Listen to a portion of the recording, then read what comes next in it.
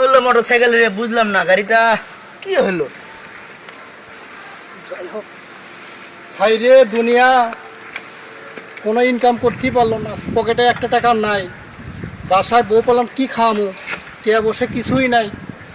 Motor cycle দেখতে পাচ্ছি, চাবিটা একটা আছে সরাই দেখি।